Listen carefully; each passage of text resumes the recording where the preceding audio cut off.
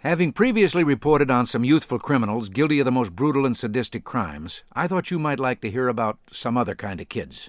I'll be right back.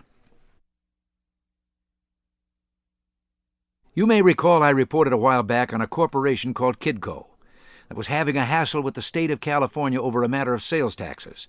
Kidco, duly incorporated, has a 12-year-old president, a 9-year-old vice president, and a secretary age 11. The latter two are sisters of President Dickie Cessna, and the 14-year-old treasurer is a half-sister. Kidco is engaged in picking up the manure from Mr. Cessna's stable and applying it to a nearby golf course and several private lawns for fertilizer. The state claimed Kidco owed retroactive sales taxes. Kidco's defense was that a sales tax had already been paid on the material before it was fed to the horses. They didn't see why it should be paid again. Now Kidco is facing another battle, this time with the State Department of Agriculture. It seems that Kidco branched out and has developed another profitable business, killing gophers. To those of you who don't know the California pocket gopher, he's an energetic tunnel digger who can turn a decent-looking lawn into an ugly dirt pile almost overnight.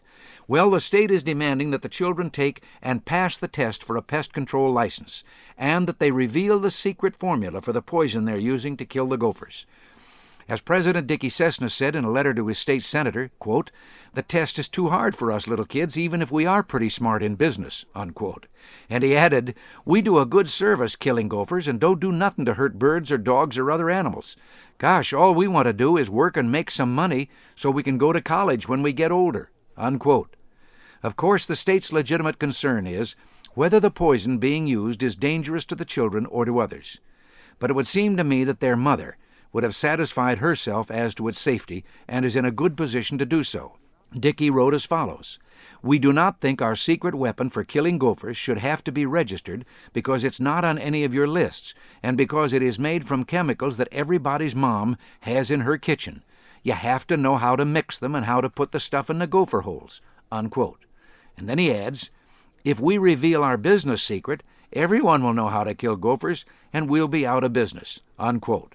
The matter of making them take a test and get a license as exterminators does seem to be bureaucratic overkill. Right at this point, in preparing this broadcast, I received further news. I feel like I'm seeing a rerun of one of those old movies where the reporter grabs the phone and says, "Give me the city desk, I've got a story that'll crack this town wide open." You can, as the saying goes, fight City Hall. Right has triumphed. Faced with having to file a criminal complaint against these young people, the State Department of Agriculture has given in. Kidco will continue to eradicate gophers with its secret weapon, and hopefully the department will move on to more productive and useful tasks. This is Ronald Reagan. Thanks for listening.